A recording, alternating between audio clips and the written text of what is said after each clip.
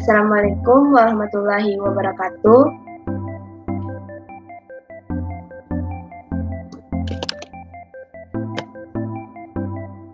Baiklah, perkenalkan nama saya Oktripa Suryaman dengan NIM 220876261. Di sini saya akan menyampaikan materi tentang rancangan dan susunan rencana keterampilan gerak serta mempersiapkan dan memperkaya pengalaman belajar gerak secara tepat, sistematis, bermutu, dan terukur.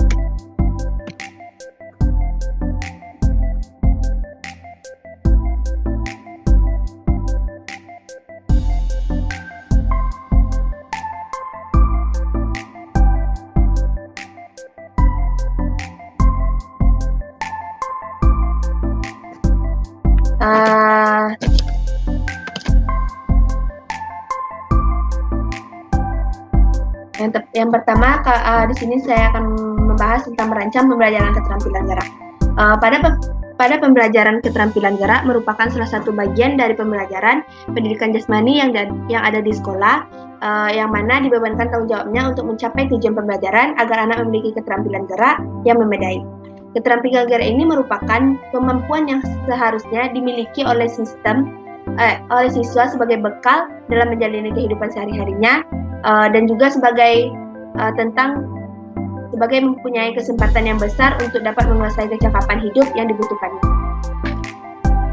Pada keterampilan gerak ini, baik melalui pembelajaran pendidikan jasmani, merupakan hal yang mudah, yang mana disebabkan oleh pandangan sebagai orang terhadap pendidikan jasmani yang menurutnya hanya mendatangkan kelelahan saja. Kemudian diperparah dengan lokasi waktu yang diberikan oleh kurikulum yang belum sesuai dengan kebutuhan yang disyaratkan. Selanjutnya tentang menyusun rencana pembelajaran. Pada pembelajaran gerak kita harus menyusun sebelum melakukan pembelajaran. Yang mana kita harus melakukan 5W tambah 1H. Yang pertama tentang W, what. Tindakan apa yang harus kita kerjakan, dan why, apakah sebabnya tindakan itu dikerjakan, dan where, di manakah tindakan itu yang akan kita laksanakan, when, kapankah waktu yang kita laksanakan, dan who, siapa yang akan mengerjakan itu, dan how, bagaimana cara melaksanakan pekerjaan itu. Selanjutnya tentang mempersiapkan pengalaman belajar. Dalam mempersiapkan pengalaman belajar ini, kita harus sebagai guru nantinya untuk pelatih, kita harus melakukan motivasi kepada seorang siswa atau rekan kerja kita nantinya.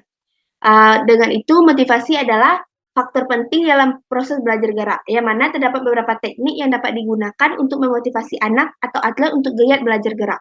Di antaranya dalam pemberian instruksi, modeling, demonstrasi, serta dengan memberikan umpan balik ekstrinsik, di antaranya pengetahuan hasil, knowledge of result.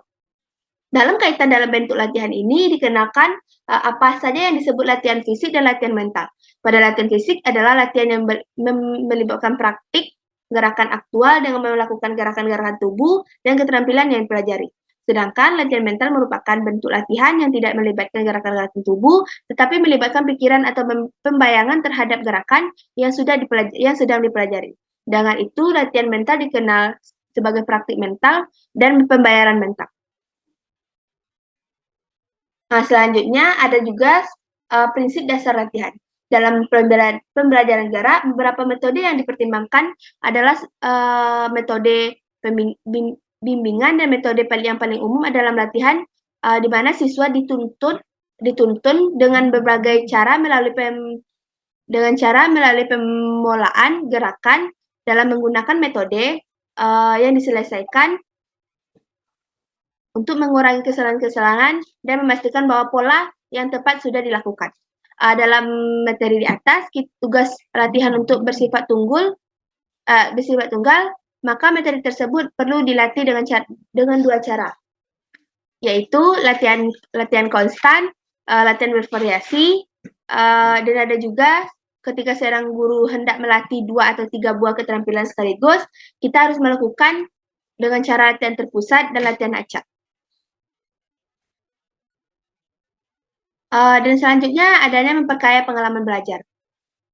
Menurut Awi Muhadi Wijaya 2009, masa kecil sering disebut juga dengan sebagai saat ideal mempelajari keterampilan motorik dengan alasan sebagai berikut.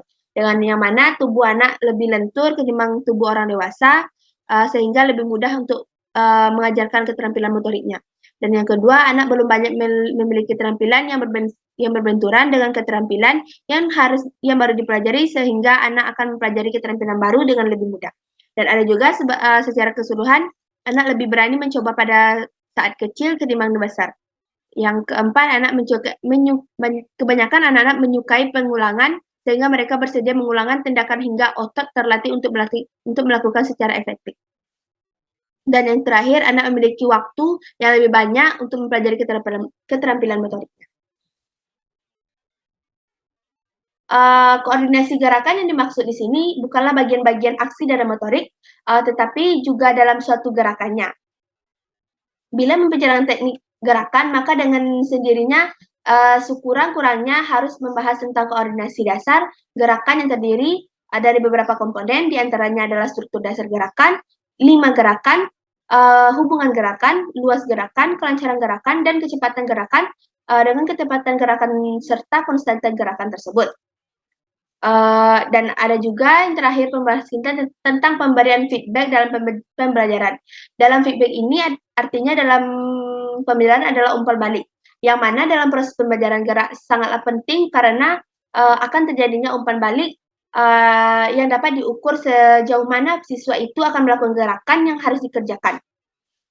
Selama ini siswa hanya saat melakukan tugas gerakan karena keterbatasan waktu yang dibatasi oleh gurunya dan mendapatkan kesempatan umpan balik dari gurunya. Keterbatasan ini menyebabkan hasil belajar motorik siswa kurang maksimal. Dengan itu umpan balik ini adalah perilaku guru untuk membantu siswa mengalami kesulitan belajar dan membantu siswa untuk menapi hasil belajar itu sehingga lebih menguasai materinya yang diberikan dan apa yang telah disampaikan oleh gurunya. Sementara umpan balik digunakan untuk membantu pelajar dalam mengatasi kesulitan baik secara klasik maupun secara individual, disesuaikan dengan kebutuhan masing-masing peserta didik. Dan juga seorang guru hendaknya menempati diri berdampingan dengan pelajar dengan sebagai senior, selalu siap menjadi narasumber dan konsultannya. Terima kasih. Itulah penyampaian saya tentang materi